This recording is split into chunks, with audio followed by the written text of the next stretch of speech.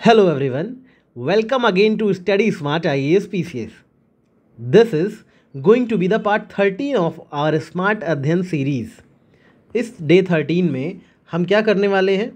हम active recalling करने वाले हैं। क्या करने वाले हैं? एक्टिव रिकॉलिंग, यानी कि ये एक एक्टिव रिकॉलिंग सेशन होगा। अब तक जितने भी सेशन हुए हैं 12 के 12, उन सब के कुछ इंपॉर्टेंट फैक्ट्स मैं आपको रिकॉल करवाऊँगा। दिमाग पे जोर डालो कि आपको याद है कि नहीं। जिन लोगों ने पढ़ा है उनको बहुत बेनिफिट होने वाला है इस सेशन से, राइट। और जिन्होंने नहीं पढ़ा उनका लास्ट 12 डेज का रिवीजन हो जाएगा, फिर से जाके सारी वीडियोस देख लेना, राइट। तो ये सेशन बहुत इंपॉर्टेंट है। और आज रात का जो क्विज़ होगा 9 PM पे, जो क्विज़ होगा वो भी पूरे 12 देश का रिवीजन वाला क्विज़ ही होगा। तो you must have to attend today's quiz. जो लोग नहीं देखे हो वीडियो सारे, वो आज सारे वीडियोज़ देख लेना, तब जाके आज रात का क्विज अटेंड करना 9 बजे वाला, ठीक है। तो आपका पूरा 12 दिन का वीडियो प्रिपेयर हो जाएगा, राइट। 20-20 मिनट के वीडियोज़ हैं। तो याद रखना, आज रात का क्विज अटेंड करने से पहले सारे वीडियोज़ को रिवाइज कर लेना। और अभी जो मैं सेशन करवा रहा हूँ इसको तो देख ही लो। इस सेशन का रूल क्या है, करना क्या है आपको स्क्रीन पर कुछ नहीं देखना है, ठीक है। आप आँख बंद करके चुपचाप बैठो, ईयरफोन लगा के या जैसे भी, मेरी आवाज़ सुनो और जो मैं बोलूँ सोचो याद आ रहा है आपको कि नहीं। मैं आंसर बताता जाऊँगा थोड़ी देर में, बट थोड़ा पॉज ले लेके, ठीक है। आपको इस तरह से एक्टिव रिकॉलिंग करनी है। अब करना क्या है, जैसे ही आपका ये रिवीजन सेशन ख़त्म हो, कमेंट्स में लिखना रिवीजन डन, ठीक है। रिवीजन डन ये लिखना, ताकि मुझे पता रहेगा कि आप लोगों ने रिवाइज कर लिया है। रिवीजन डन ऐसे सबको लिखना है, ठीक है। रिवीजन डन, एक बार ये सेशन ख़त्म हो तो लिखना रिवीजन डन। इससे आपको कॉन्फिडेंस आएगा that yes you have revised everything at least once. चलिए शुरू करते हैं फिर आज का सेशन। मिक्स करके मैं सारी चीज़ें रिवाइज करवाऊँगा। आइज़ क्लोज कर लो, स्क्रीन पे कुछ नहीं लिखूंगा, देखने की ज़रूरत नहीं है। सुनो बस मैं क्या बोल रहा हूँ, राइट। सुनते रहो बस। Let's begin. चलो बताओ, सबसे ज़्यादा एसिड रेन कहाँ होती है? एसिड रेन सबसे ज़्यादा कहाँ होती है, सोचो बताओ। नॉर्वे में होती है, ठीक है। सीएनजी की अगर मैं बात करूँ, सीएनजी की, तो सीएनजी में सबसे ज़्यादा क्या पाया जाता है?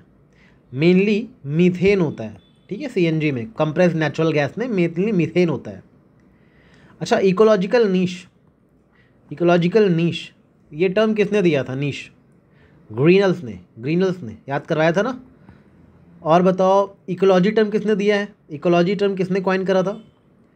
अर्नस्ट हैकेल ने। याद है, बताया था। जब आप अर्न करने लगते हो आपको हिकड़ी दिखानी होती है लोगों को, एक और लो जी, ठीक है। खैर मैं ट्रिक्स तो नहीं बताऊंगा, बट ध्यान रखो इकोलॉजी को Ernst Hückel, right. Biosphere term किसने कॉइन करा था? बायोस्फीयर एडवर्ड स्विस ने, ठीक है। जिनको नहीं याद आ रहा है वो फिर से अच्छे से रिवाइज करो। अच्छा ये बताओ, UN convention on climate change, UN convention on climate change जिसके तहत यूएनएफसीसी बना था, ये इफेक्ट में किस तारीख को आया था? कब से फोर्स में आया? सोचो 21 मार्च 1994, राइट।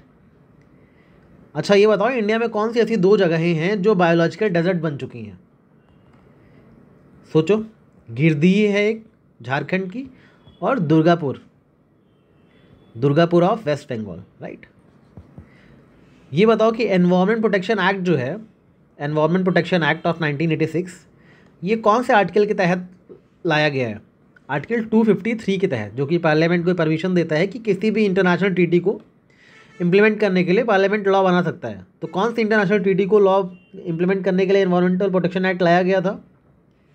ऑब्वियसली स्टॉकहोम कन्वेंशन को इम्प्लीमेंट करने के लिए एनवायरमेंटल प्रोटेक्शन एक्ट लाया गया था। स्टॉकहोम कन्वेंशन कब का है? 1972 का। एक्ट कब आया था? 1986 में। आर्टिकल कौन सा था? 253, राइट।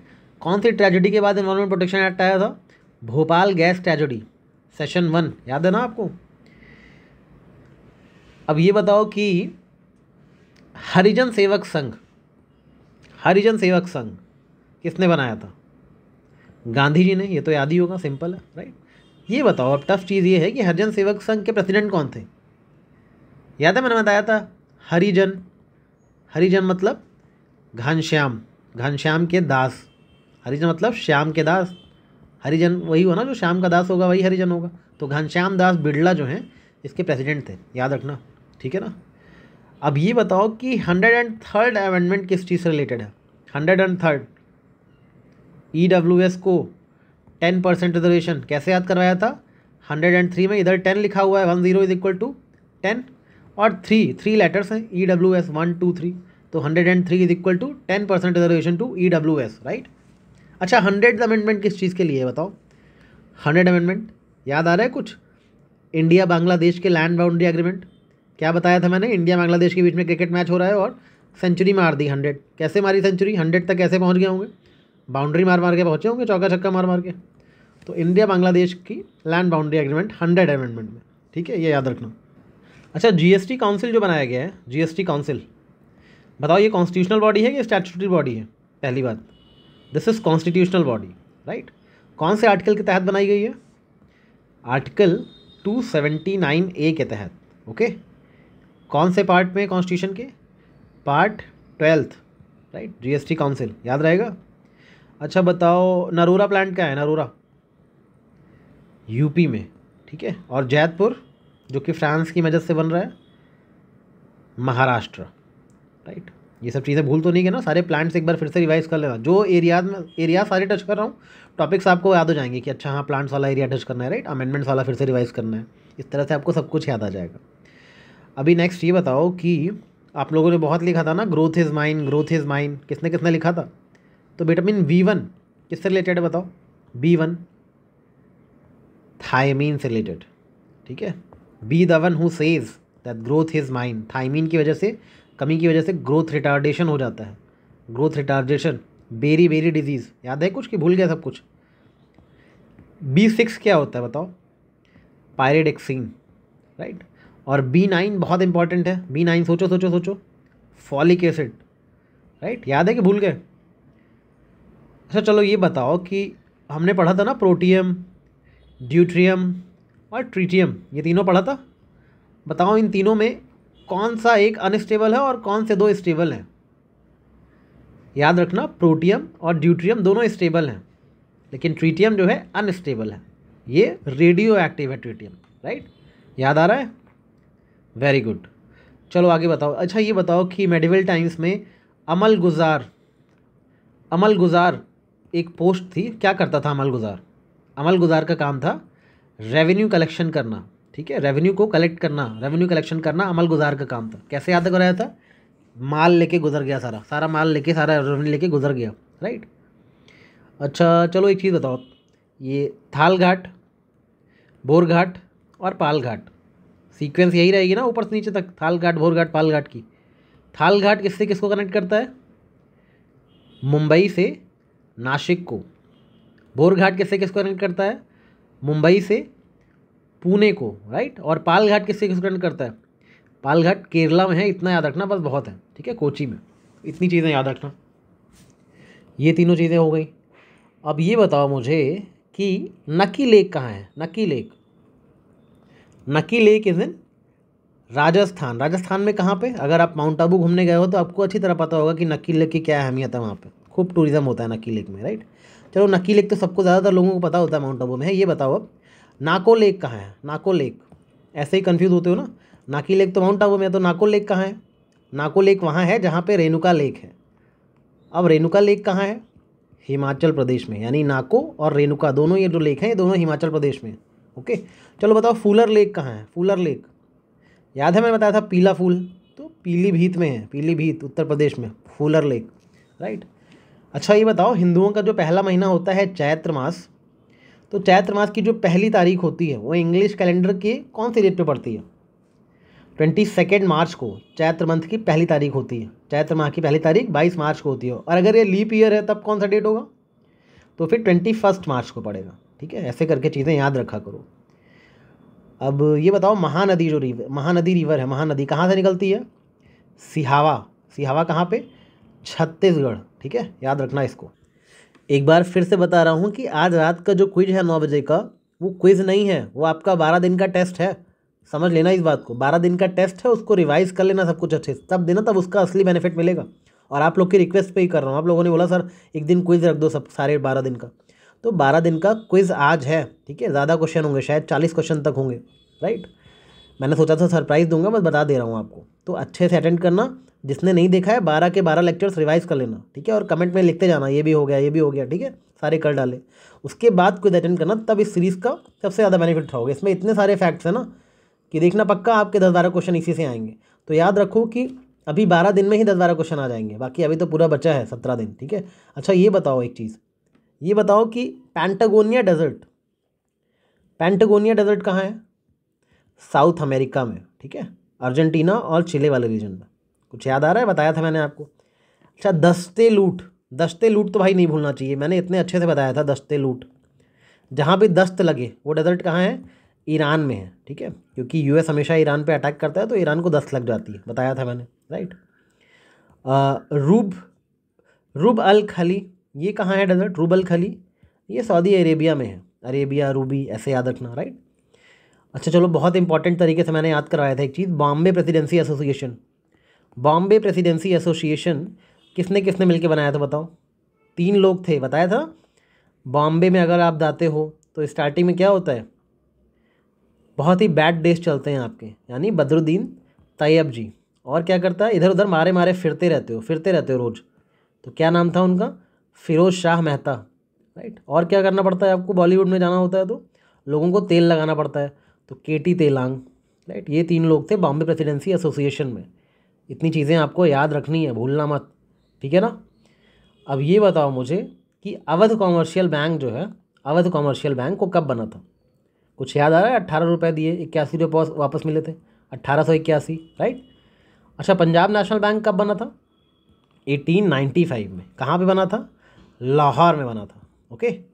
इम्पेरियल बैंक कब बना था? इम्पेरियल बैंक ऑफ इंडिया 1921 में बना था। और रिजर्व बैंक ऑफ इंडिया कब बना था? 1935 में बना था, आरबीआई एक्ट ऑफ 1934 के थ्रू, ठीक है। अब ये बताइए मुझे कि टोमेटो में कौन सा एसिड पाया जाता है? Oxalic acid, right. ग्रेप्स में टार्टारिक एसिड। याद है कि सब भूल गए? सब कुछ याद करवा चुका हूँ आपको, राइट। अभी ये बताओ मुझे कि कंटिजेंसी फंड ऑफ इंडिया का आर्टिकल सोचो फटाक से। कंटिजेंसी फंड ऑफ इंडिया का आर्टिकल सोचो। आर्टिकल क्या है? आर्टिकल 267 है कंटिजेंसी फंड ऑफ इंडिया का। और कंसोलिडेटेड फंड का क्या है? 266 है। कंसोलिडेटेड फंड के लिए लेजिस्लेचर की परमिशन चाहिए पैसे निकालने या जमा करने के लिए। कंटिजेंसी के लिए एग्जीक्यूटिव से काम हो जाएगा, एग्जीक्यूटिव चाहे तो विड्रॉ कर सकता है, एग्जीक्यूटिव एक्शन से काम करता है। यानी कंटिजेंसी फंड एग्जीक्यूटिव एक्शन से काम करता है और कंसोलिडेटेड फंड जो कि आर्टिकल 266 है वो लेजिस्लेटिव एक्शन से काम करता है, राइट। इस चीज़ों को, दोनों को डिफरेंस याद रखना। अच्छा, बैंक की बात हुई और हमने महिला बैंक की बात नहीं करी। महिला बैंक कब बनाया गया? 2013 में, राइट। मुंबई में बनाया गया, ये भी याद रखना, राइट। राज्यसभा के पास स्पेशल पावर कौन कौन से आर्टिकल्स के अंदर है? राज्यसभा की स्पेशल पावर्स आर्टिकल 249 और आर्टिकल 312 के अंतर्गत है, राइट। राज्यसभा की स्पेशल पावर्स। अभी आप मुझे बताओ कि जो इलेक्ट्रॉन माइक्रोस्कोप है, वो कौन से प्रिंसिपल पे काम करता है? सबके प्रिंसिपल बताए थे ना, कौन सी चीज़ किस प्रिंसिपल पे काम करती है। तो इलेक्ट्रॉन माइक्रोस्कोप कौन से प्रिंसिपल पे काम करता है? और एरोप्लेन कौन से प्रिंसिपल पे उड़ती है? एरोप्लेन का है बर्नौलीज प्रिंसिपल, राइट। और इलेक्ट्रॉन माइक्रोस्कोप का क्या है? वेव नेचर ऑफ इलेक्ट्रॉन की वजह से। ये बताओ, इंडिया का जो एंटार्क्टिक प्रोग्राम है वो कब स्टार्ट हुआ था? और इंडिया का आर्कटिक प्रोग्राम वो कब स्टार्ट हुआ था? याद रखना, एंटार्क्टिक प्रोग्राम जो था वो स्टार्ट हुआ था 1981 में, और आर्कटिक प्रोग्राम काफ़ी लेट स्टार्ट हुआ था 2007 में, ठीक है। और आपको पता होगा इंडिया के एंटार्क्टिक में कौन कौन से बेसेस हैं? दक्षिण गंगोत्री, मैत्री और भारती। इंडिया के आर्कटिक में कौन से बेस हैं? नॉर्वे में हिमाद्री, ठीक है। दोनों से कौन डील करता है? Ministry of earth sciences, right. अच्छा, इंड आर्क क्या है? इंड आर्क, INDARC, इंड आर्क क्या है? It's India's first underwater moored observatory है, इंड आर्क करके, राइट। मैंने एक चीज़ आपको सेंसस का थोड़ा सा डेटा दिया था, अभी तो और भी दूंगा, बट इसमें से बताना मुझे कि हाईएस्ट पॉपुलेशन डेंसिटी कौन से स्टेट की है? पॉपुलेशन डेंसिटी हाईएस्ट और लोवेस्ट, याद रखना, पॉपुलेशन नहीं, पॉपुलेशन डेंसिटी की बात कर रहा हूँ। हाईएस्ट कहाँ है और लोवेस्ट कहाँ है? सोचो। Highest is in Bihar and lowest is in Arunachal, okay. और मोस्ट पॉपुलेटेड सिटी कौन सी है? शहर सबसे पॉपुलेटेड, स्टेट नहीं, सबसे पॉपुलेटेड शहर कौन सा है? City, it's Mumbai not Delhi, okay, याद रखना। और ये बताओ कि आयोडीन के टेस्ट किस लिए किया जाता है? आयोडीन टेस्ट से क्या पता लगता है? स्टार्च को डिटेक्ट किया जाता है, ठीक है, टू डिटेक्ट स्टार्च। तो क्या होता है, आयोडीन टेस्ट करोगे, स्टार्च कैसे डिटेक्ट होगा? जैसे ही स्टार्च होगा, अगर आयोडीन टेस्ट में जैसे ही स्टार्च अगर प्रेजेंट होगा तो ब्लू ब्लैक टर्न हो जाएगा पेपर, ठीक है, ब्लू और ब्लैक टर्न हो जाएगा। अब मुझे ये बताओ कि फुतूहते आलमगीरी किसने लिखी थी? फुतूहती आलमगीरी, फुतूहती आलमगीरी किसने लिखी थी? ईश्वर दास नागर ने लिखी थी। ये सारे बुक्स एंड ऑथर्स मैंने ट्रिक्स से याद करवाए, एक बार फिर से जाके वीडियो देखना, ठीक है। I think it's day 7 video में है। फुतूहती आलमगीर, ईश्वर दास नागर। इकबाल नामा जहांगीरी किसने लिखी है? इकबाल नामा जहांगीरी, सोचो सोचो, ये तो आसान है, ये भी भूल गए। इकबाल नामा जहांगीरी मोइतनत खान ने, ठीक है, मोइतनत खान ने लिखी है, याद रखना इसको। तो इस तरह से ये सारे बुक्स एंड ऑथर्स और भी थे, वो सारे रिवाइज कर लेना, शाम को क्विज में क्वेश्चन होंगे। ये बताओ पार्ट 15 ऑफ द कॉन्स्टिट्यूशन किससे डील करता है? इलेक्शंस से, ओके। पार्ट 17 किससे डील करता है? ऑफिशियल लैंग्वेजेस से। पार्ट 20 किससे डील करता है? ये बताओ, ये तो यूपीएससी का क्वेश्चन आ चुका है, कितनी बार पूछा जा चुका है। पार्ट 20 तो पता होना चाहिए आपको। अमेंडमेंट से, अमेंडमेंट ऑफ कॉन्स्टिट्यूशन से, राइट। अच्छा बताओ, जो रिट होती है सर्ट्यूरी, सर्ट्यूरी रिट किस लिए होती है? एक हायर कोर्ट हमेशा ये रिट सर्ट्यूरी वाली लोअर कोर्ट को इशू करता है। क्यों इशू करता है? कि लोअर कोर्ट हायर कोर्ट को अपना केस ट्रांसफ़र कर दे, इसलिए सर्ट्यूरी रिट इशू करी जाती है, ओके। अच्छा, मैंने आपको संगम काउंसिल की मीटिंग की जगह बताई थी। संगम काउंसिल की तीनों मीट हुई थी ना, संगम, फर्स्ट संगम, सेकंड संगम, थर्ड संगम। तो फर्स्ट कहाँ हुई थी बताओ? सोचो सोचो सोचो, फर्स्ट सेकंड थर्ड तीनों कहाँ हुई थी? आपको मैंने बताया था कि जो फर्स्ट है वो भी मदुरई में हुई थी, और जो थर्ड है वो भी मदुरई में हुई थी। फर्स्ट और थर्ड मदुरई में हुई थी, सेकेंड वाली कपाड़ीपारा में हुई थी, ठीक है, कपाड़ापारम में। ये चीज़ याद रखना, ऐसे ही कुछ नाम था ना, कपाड़ीपारा, कपाड़ापारा, ऐसे कुछ था। और मदुरई में फर्स्ट और सेकंड थर्ड हुई थी, सेकंड वाले दिन कपाड़ीपुरम। और ये बताओ कि अगस्त्य मुनि कौन कौन से संगम के प्रेसिडेंट थे? फर्स्ट और सेकंड में अगस्त्य मुनि थे। फर्स्ट में अकेले थे अगस्त्य, सेकंड में जो अगस्त्य आए थे वो टोलकाप्पियर के साथ आए थे, टोलकाप्पियर जिन्होंने टोलकाप्पियम लिखी थी, ठीक है। थर्ड में नक्कीकर आए थे, नक्कीकर, नक्कीकर थर्ड में प्रेसिडेंट थे, ठीक है। तो तीनों के प्रेसिडेंट जगह संगम की हमने एक बार रिवाइज कर लिया। हमने रॉक एडिक्ट के बारे में पढ़ा था, तो रॉक एडिक्ट 12 किस रिलेटेड है? बहुत फेमस है, रिलीजियस टॉलरेंस के बारे में बताता है, राइट। रिलीजियस टॉलरेंस के बारे में हमें रॉक एडिक्ट 12 से पता लगता है। हमने कुछ न्यूज़पेपर मैगजीन्स उनके राइटर के बारे में भी याद किया था। तो मुझे बताओ, इंडियन नेशन, ठीक है, किसने किसने छापा था ये? कामेश्वर सिंह ने। कैसे याद कराया था मैंने, बताओ, ट्रिक याद है किसी को? कामना करते हैं कि इंडिया एक नेशन बन जाए, ठीक है। इंडिपेंडेंट किसने लिखा था? इंडिपेंडेंट मोतीलाल नेहरू ने इंडिपेंडेंट लिखा था, ठीक है। पीपल किसने लिखा था? बताया था, लोक लाज वाले लाला लाजपत राय ने, लोगों के लाज थी उनको, लाला लाजपत राय, राइट। ये बताओ कि दशावतार टेम्पल कहाँ है? दशावतार टेम्पल है कहाँ? देवगढ़ यूपी में है, ठीक है, गुप्ता पीरियड के टाइम का टेम्पल है ये। और ये वैष्णविज्म का टेम्पल है कि शैविज्म का? तो वैष्णविज्म का टेम्पल है, विष्णु का टेम्पल है, ठीक है। अच्छा, राजराजेश्वर टेम्पल कहाँ है? राजराजेश्वर टेम्पल तांजोर तमिलनाडु में है, राजराजेश्वर टेम्पल, ठीक है। ये शैविज्म का टेम्पल है, शिवा टेम्पल है, याद रखना है इसको। मैंने सारे शिवा के टेम्पल और विष्णु के टेम्पल की प्लेसेस याद कराए हैं आपको, ठीक है। आईडीबीआई कब बना था बताओ? आईडीबीआई सारे ईयर याद करवाए थे ना, तो 1964 में आईडीबीआई बना था। कन्फ्यूज़न यहाँ नहीं होगी, कन्फ्यूज़न होगी आपको सेबी और सिडबी में, इसलिए मैंने अलग से याद करवाया था दोनों। सेबी बना था 1988 में, और सिडबी कब बना था? 1990 में, ओके। अब सोचो, बताओ, सेबी का हेडक्वार्टर कहाँ है और सिडबी का हेडक्वार्टर कहाँ है? सोचो सोचो सोचो। सेबी का हेडक्वार्टर है मुंबई में, और सिडबी का हेडक्वार्टर है लखनऊ में। दोनों में गलती मत करना, कंफ्यूज मत करना, बहुत एग्जाम में पूछता है, ठीक है। चलो अब मुझे बताओ, सेंट्रल जू अथॉरिटी कब बनी थी? सेंट्रल जू अथॉरिटी कब बनी थी और कौन से एक्ट के थ्रू बनी थी? तो सेंट्रल जू अथॉरिटी 1991 में बनी थी, और कौन से एक्ट के थ्रू?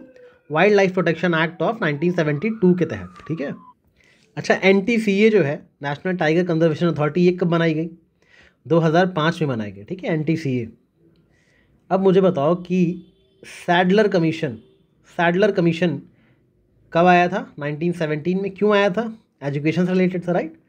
ये मुझे बताओ, ये सब तो याद है आपको, सैडलर एजुकेशन से रिलेटेड था, राइट? ये सब तो आपको याद होगा। आप मुझे बताओ कि इस कमीशन में 2 इंडियन मेंबर्स थे, उनके नाम क्या थे? सैडलर कमीशन में 2 इंडियन मेंबर्स थे ना, नाम क्या थे? आशुतोष मुखर्जी, राइट, प्लस जियाउद्दीन और आशुतोष, 2 लोग थे सैडलर कमीशन में, इंडियंस थे दोनों, राइट? चलो मुझे बताओ स्टैंड स्टिल थ्योरी किससे रिलेटेड है? स्टैंड स्टिल थ्योरी किस चीज़ से रिलेटेड है? स्टैंड स्टिल थ्योरी सोचो, पढ़ा है आपने, अच्छे से पढ़ाया था मैंने। कोरल रीफ की थ्योरी है स्टैंड स्टिल, ठीक, कोरल रीफ से रिलेटेड है। और किसने बताई ये थ्योरी? मुर्रे ने। और कौन सी थ्योरीज थी कोरल रीफ वाली? दोनों याद है कि भूल गए? टोटल 3 थी ना, एक तो स्टैंड स्टिल थी, बाकी दोनों कौन कौन सी हैं? एक थी आपकी सब्सिडेंस थ्योरी किसकी थी? डार्विन की, राइट? और दूसरी थी आपकी ग्लेशियल कंट्रोल थ्योरी किसकी थी? फटाफट बताओ। दिल्ली की, ठीक है? तो स्टैंड स्टिल थ्योरी मुर्रे की थी, सब्सिडेंस थ्योरी डार्विन की थी, और ग्लेशियल कंट्रोल थ्योरी दिल्ली की थी। Sorry for the poor hand writing. इतनी पुअर हैंड राइटिंग है, इसलिए मैंने लेक्चर के स्टार्टिंग में ही बोल दिया था कि अपनी आंखें बंद रखना, सिर्फ सुनना। लेकिन आप लोग देख रहे हो तो मैं क्या करूँ। सेंट्रल विजिलेंस कमीशन ये एक स्टैच्यूटरी बॉडी है या कॉन्स्टिट्यूशनल बॉडी है? याद रखना, ये स्टैच्यूटरी बॉडी है, कॉन्स्टिट्यूशनल नहीं है। 2003 में एक्ट से बनाई गई थी। इसमें जो एज लिमिट है वो, मतलब मेंबर कब तक रहेंगे, चेयरपर्सन कब तक रहेंगे? 4 साल तक, या फिर पहले 65 ईयर्स के हो गए तो। ये चीज़ याद रखना, 4 ईयर्स और 65 ईयर्स इसकी लिमिट है। इसके तुरंत बाद ये बताओ कि हुंड्रू फॉल्स कहाँ है? हुंड्रू फॉल झारखंड में, ठीक। कौन सी नदी पे? सुबर्णरेखा नदी पे, ठीक है? आपके दिमाग को मैं आज झिंगा लाला कर दूंगा। क्या कर दूंगा? झिंगा लाला। अच्छा एक चीज़ बताओ, आप लोग कमेंट में अभी तो लिख दोगे रिवीजन डन, पूरा कमेंट सेक्शन भर जाता है रिवीजन डन से। अभी जो भी मैं बोलता हूँ वो चीज़ आप लोग लिख देते हो, लेकिन लेक्चर कैसा लगा ये कोई नहीं बताते हो, कि लेक्चर अच्छा लग रहा है कि नहीं लग रहा है, लेक्चर की क्वालिटी कैसी है, राइट? ये भी बताया करो कमेंट में। मैसेज आप लोग टेलीग्राम पे खूब करते हो कि सर बहुत अच्छा लगा, बट कमेंट में भी बता दो ना, कोई और जैसे बाहर वाले देखें तो उनको पता लगे कि हाँ भाई लेक्चर अच्छा है सच में, तो कमेंट में भी लिखा करो थोड़ा सा। चलो आगे करते हैं। अल्ट्रा वायलेट रेज किसने खोजी थी? जॉन रिटर ने, ओके। एंड इंफ्रारेड रेज पूछूं तो किसने खोजी थी? विलियम हर्शल ने, राइट? याद रखना अल्ट्रा। और एक्सरे का बताओ, चलो एक्सरे का, ये तो बहुत ईजी है, रॉइंगटन, राइट? अच्छा ये बताओ साइट्स कब आया था? ठीक है, इंडेंजर्ड स्पीशीज़ वाला कन्वेंशन 1973 में, ओके। और CMS माइग्रेटरी स्पीशीज़ वाला 1979 में।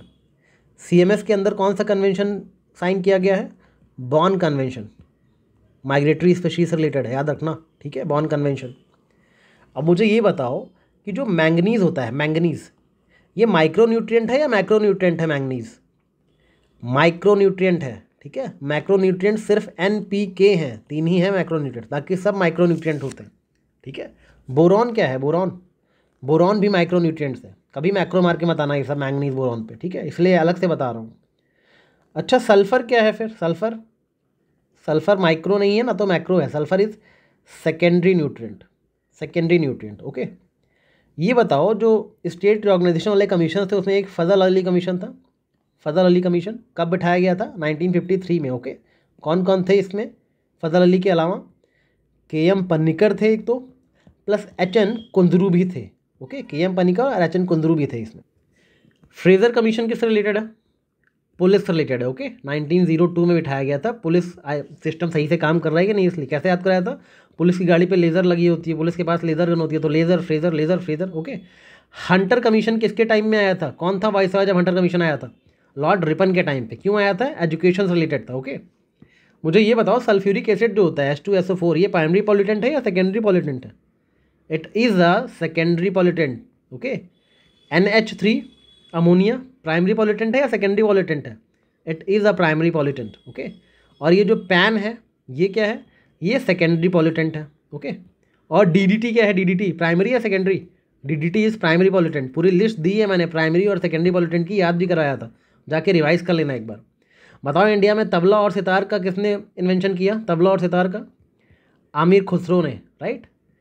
ये बताओ कि सेंसर मोशन और नो कॉन्फिडेंस मोशन में बेसिक डिफरेंस क्या होता है, सबसे इंपॉर्टेंट डिफरेंस सेंसर मोशन और नो कॉन्फिडेंस मोशन में। सेंसर मोशन में आपको रीज़न बताना मस्ट होता है कि ये मोशन क्यों पास कर रहे हो, लेकिन नो कॉन्फिडेंस मोशन में रीज़न बताना ज़रूरी नहीं होता है, चाहो तो रीज़न नहीं बता सकते, ठीक है। और मुझे ये भी बताओ कि जो कैंडल होती है वो क्या करती है। कैंडल केमिकल एनर्जी को लाइट और हीट एनर्जी में कन्वर्ट करती है। और माइक्रोफोन क्या करता है, माइक्रोफोन कैसे काम करता है, साउंड एनर्जी को इलेक्ट्रिकल एनर्जी में कन्वर्ट करता है। ओके, अच्छा बैटल ऑफ बक्सर का ईयर बताओ। बैटल ऑफ बक्सर का ईयर 1763, 1764, 1765 या 1766।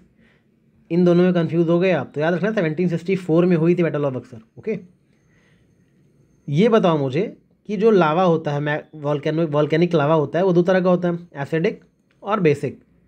तो दोनों में हाई सिलिका किस में होता है, हाई सिलिका एसिडिक में होता है। ओके, हाई सिलिका एसिडिक में होता है, बेसिक में लो सिलिका होता है, राइट।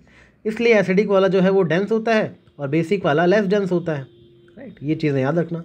इतना ही रिवीजन करवाएंगे, बाकी आज इस सारे लेक्चर्स को एक बार जिसने नहीं देखा है सारे देख लेना, उसके बाद क्विज अटेंड करना। एक तरह से आपकी टेस्ट है ये, ठीक है, फ्री ऑफ कॉस्ट, टेलीग्राम पे रात में 9 बजे। जिसने ग्रुप ज्वाइन नहीं किया कर लेना। थैंक यू सो मच हमारे सुपर 30 बैच को इतना प्यार देने के लिए, हमारे ग्रंथ बैच को इतना प्यार देने के लिए, ठीक है। आप में से बहुत से लोगों ने एडमिशन लिया कल सुपर 30 और ग्रंथ में। अभी भी जिसको चाहिए, सुपर 30 वैसे तो फुल हो गया है, बट स्टिल आप लोग रिक्वेस्ट करें टेलीग्राम पे तो वी विल कंसिडर। आप लोग स्मार्ट अध्ययन के स्टूडेंट हो तो मैसेज करना, ठीक है। चलो, take care, keep revising and all the best for tonight quiz. Comment में लिख देना रिवीजन डन। Thank you.